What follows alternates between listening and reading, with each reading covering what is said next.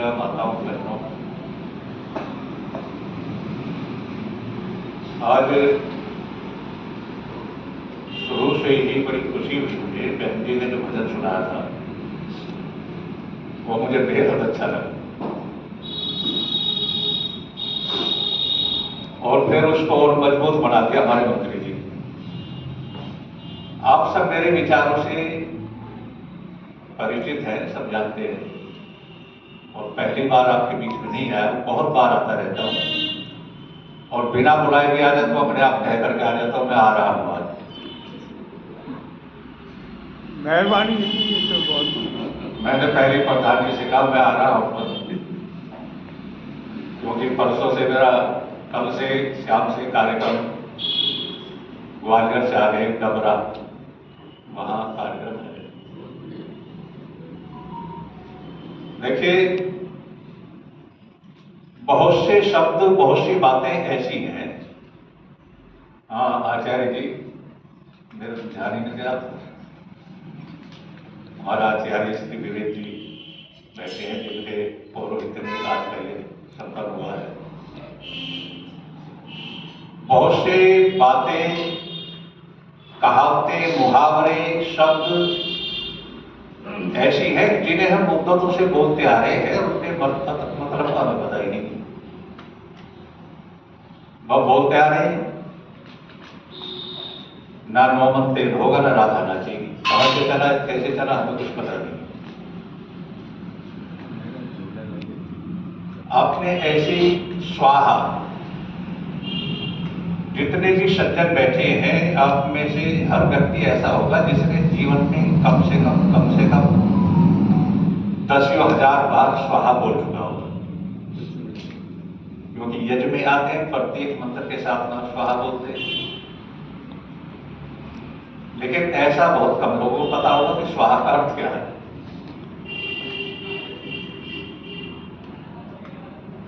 और जितने भी बार यज्ञ में सम्मिलित हुए होंगे तो प्रार्थना भी अवश्य बोली होगी।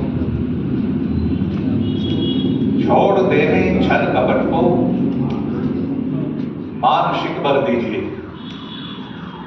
या किसी ने सोचे कि छल कपट है क्या।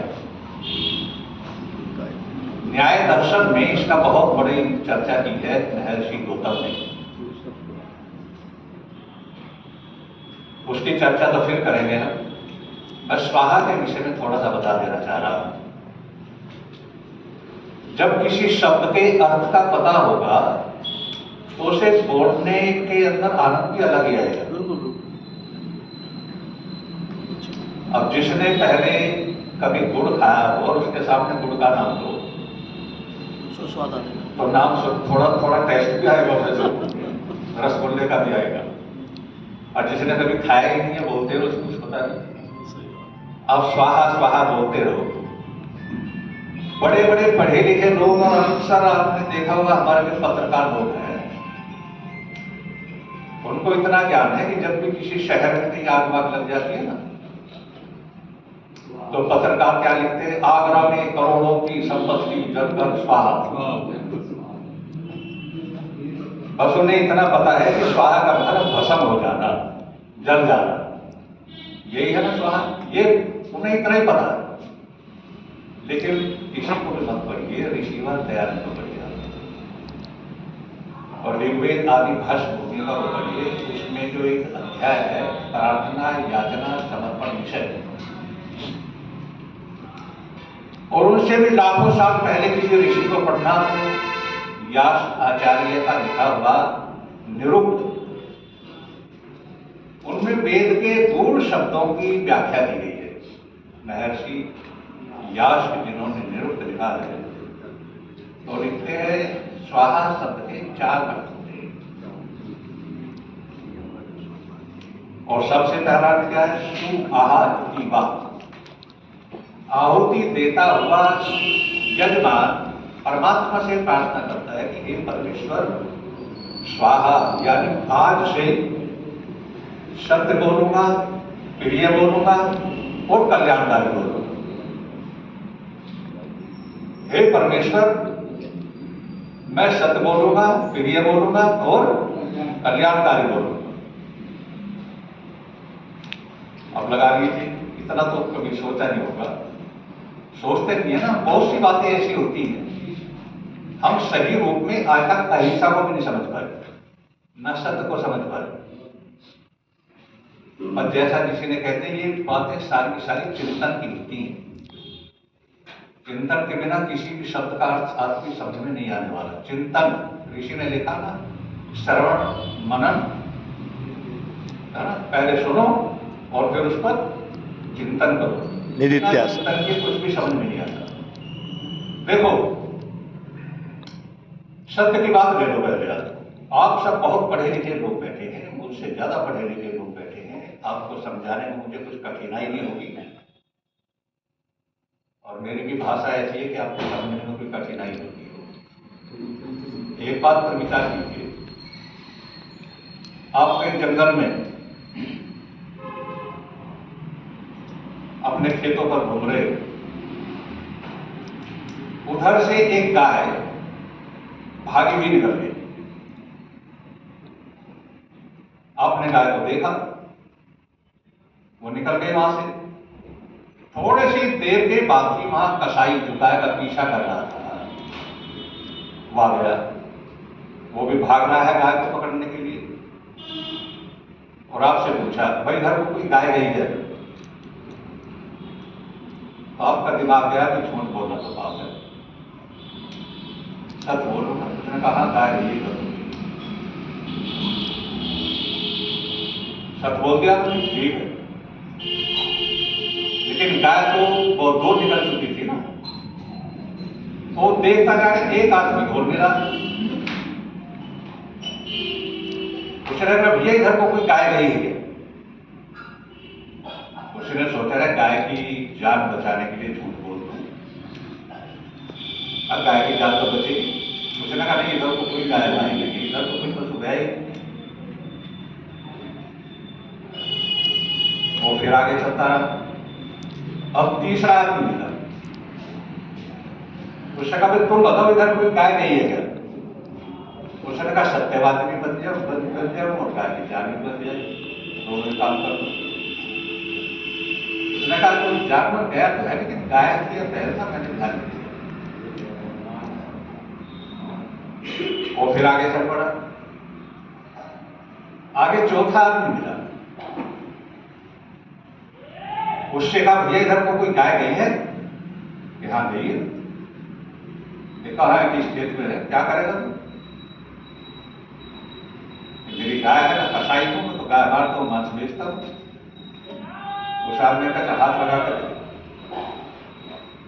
लगा हाथ, यदि गाय को हाथ में लगा दे तेरी खोपड़ी सड़क पर नाचती हुई, लेकिन लगा हाथ। क्या बात है। बोलो चारों हो गया, इसलिए सत्यवादी बोलो।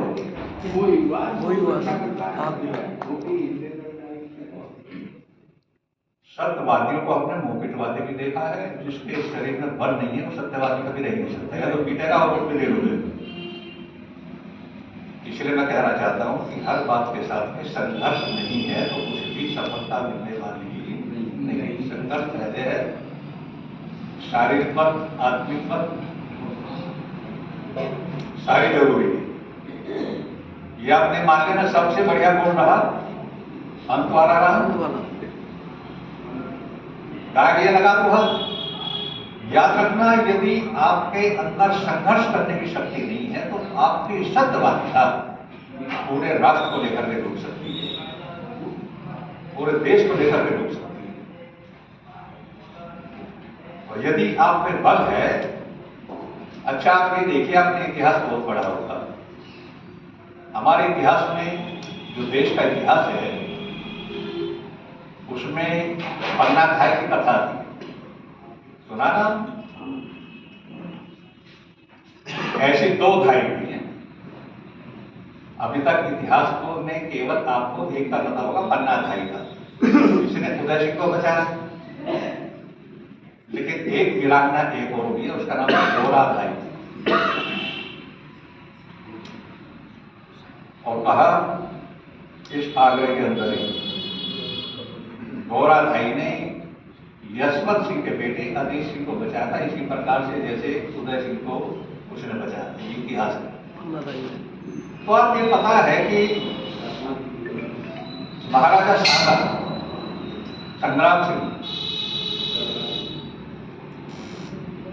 उनके 4 लड़के थे। भोज, सबसे बड़े भोज, जिनकी पत्नी थी मीराबाई। मीराबाई का नाम सुना होगा।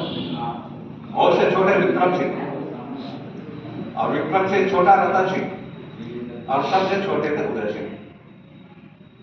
तो विक्रम सिंह शराबी कबाली था, उसे राज से हटा दिया, और भोज पहले ही मर गए थे। रतन सिंह को राजा बनाया, तो वो राजकृष काबिल नहीं था, उसे भी हटा दिया। और फिर बलबीर नाम का एक व्यक्ति था, वहां के सामंतों ने उसे राजा इसलिए बना दिया कि जब तक उदय सिंह जवान हो, जब तक तुम राजा बनो। और उदय सिंह की मां ने पन्ना भाई को बेटा सौंप दिया। उस समय केवल 12 साल का था, इसका पालन पोषण कर जब भी बड़ा हो राजा बना देना। लेकिन बलबीर जब राजा बना, उसे राज का चस्का लगा। राजनीति का चस्का तो बड़ा बड़ा होता है, आप देख रहे हो क्या होता है, तो राजनीति देखते रहो। तो बलबीर ने सोचा कि ये बड़ा होगा और फिर तो रानी से सौंपना पड़ेगा, इसे पता नहीं कर दूंगा। उसने पहले रतन सिंह को कत्ल किया, फिर उदय सिंह को मारने के लिए चला, फिर उसे कत्ल कर दिया। लेकिन एक नौकर ने भाग करके दूसरे रास्ते से जाकर के पन्ना भाई को बता दिया कि बलबीर इसे मारने आ रहा है, उस वीरांगना की कहां तक प्रशंसा करूं। उदय सिंह की जिम्मेदारी पालने की उसकी थी, उसका अपना एक बेटा था चंदन। अब उदय सिंह तो राजा का बेटा था, तो राजशाही पालन कर सकता था। वो एक नौकरानी थी, उसका बेटा सामान्य 4-5 वर्ष था। उसने इतनी बुद्धि से काम किया कि झट से ही अपना बेटा उठाया और उदय सिंह के परम पर डाल दिया, और उदय सिंह को उठाया अपने बेटे की जगह डाल दिया। बेटे का नाम था चंदन। और वो जो आया ना एकदम तलवार लेकर के,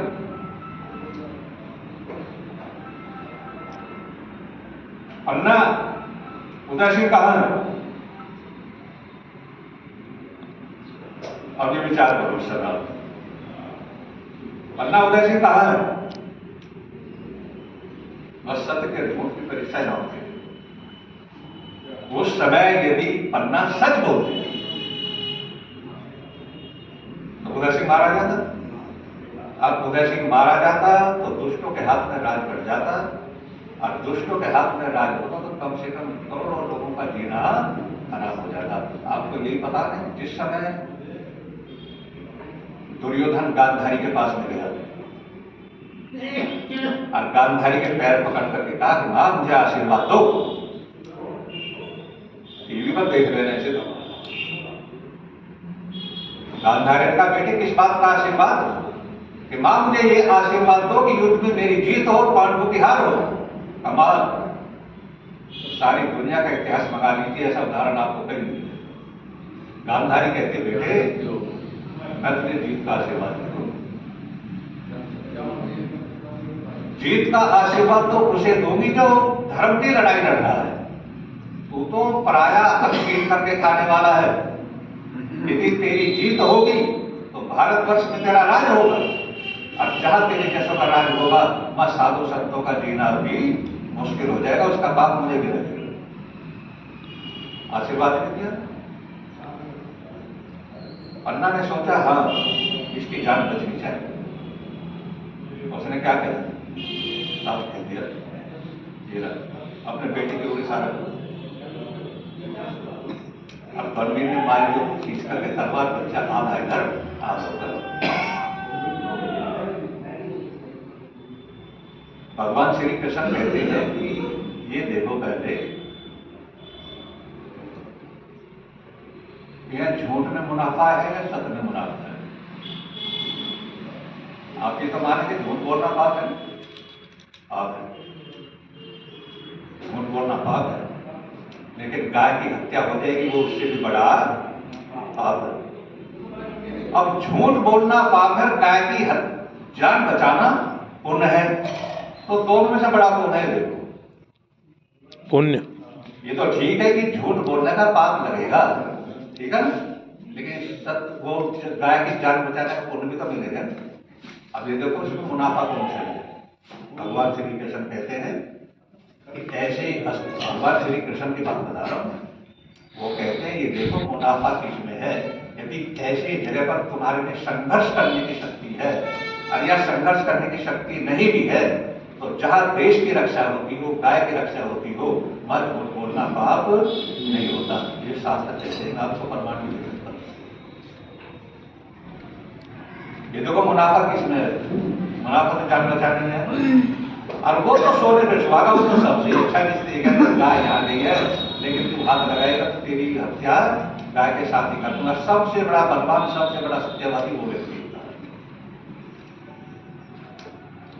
और आजादी की लड़ाई में हमारे साथ में इन विषयों का बहुत धोखे हुए, बहुत धोखे हुए। हमें झूठ बोल बोल करके इतना फायर बना दिया। जो भजन बोल रही थी ना, एक एक शब्द बड़ा प्यारा था। इसीलिए अम्बेडकर ने साफ शब्दों में कहा था, मुंह में राख बगल में छुरी। ऐसा व्यक्ति साक्षात में देख रहा है तो गांधी को देख रहा है। और वो कहते हैं मन वचन कर्म, मन वचन कर्म जिसकी तीनों में एकता होती है, वो व्यक्ति सबसे बड़ा महात्मा, सबसे बड़ा धर्मात्मा होता है। और नाथुराम को भी पढ़ रहा था, वो ये कहते कि गांधी ने कभी भी मन वचन कर्म में एकता उसकी रही ही नहीं है। उसने कहा कुछ है और किया कुछ है, सारा जीवन उसका इसी तरह चला गया। इसीलिए मैं बहुत परेशान होकर के रात दिन चारपाई पर बड़ा बड़ा जब चलता रहा, तो मैंने सोचा कि हिंदी, हिंदू, हिंदुस्तान, गाय, संस्कृति, सभ्यता, संस्कृत भाषा, इन सब की रक्षा हो सकती है, इस व्यक्ति को हटाने हो सकता। हम आज तक भी नहीं समझे, और पहले समझ लेते ना, 70 साल तक उन लोगों का राज रहने वाला नहीं था, और हम आज भी समझने के लिए तैयार नहीं। और इस बात को यदि आपने गहराई से समझ लिया, अब भी चलो समझने लगे, अब भी समझ लिया ना आपने, अभी बिगड़ा कुछ नहीं है, अब भी हम बच सकते हैं। और यदि अब भी ना समझे तो 2011 में जो सोनिया ने बिल पेश किया था, वो यदि बिल पेश हो गया तो और जेल से भी शोभनी बुराई का राज पंजाब के यहाँ स्थापित हो जाएगा। आपको उस बिल का भी पता नहीं, मैं चलो वो नहीं बताता। मैं आपसे केवल इतना कहना चाहता हूं, सत्य बोलो, लेकिन सत्य के लिए क्या होना चाहिए? बल होना चाहिए।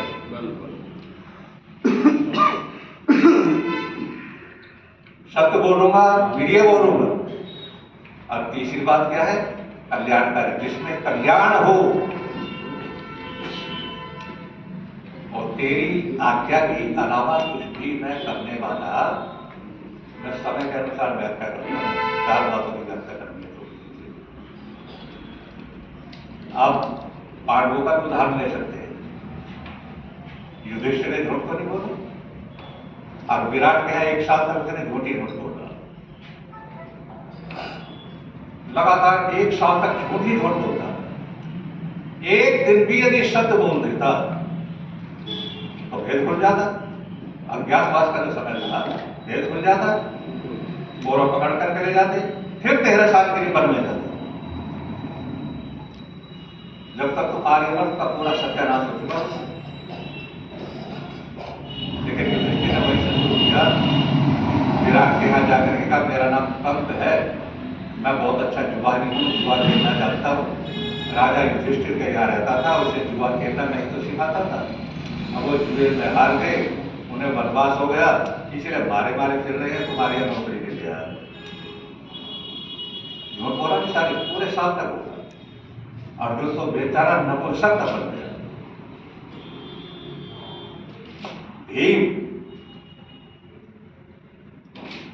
भीम ने सारे साथ झूठ ही झूठ बोला, लेकिन रक्षा हुई। और सत्य बोल देते तो बोलो क्या होता। वो 14 साल के लिए वन में जाते और देश का फिर सत्यानाश निश्चित था बिल्कुल। लेकिन भगवान श्री कृष्ण के शब्दों को कहते हैं ये देखो, क्योंकि सांसारिक होकर के जीना अलग बात है और साधक होकर के जीना अलग बात है। तो घर को छोड़ करके वन में चला गया, उसके सामने ऐसे संकट नहीं आते। लेकिन जिसे राष्ट्र में काम करना, समाज का काम करना, जिसे दुनिया में रहना है, उसके साथ सत्यवादी तो बनो, लेकिन सत्यवादिता के साथ फल भी प्राप्त करो। बिना बल के सत्य भी करने वाला नहीं है।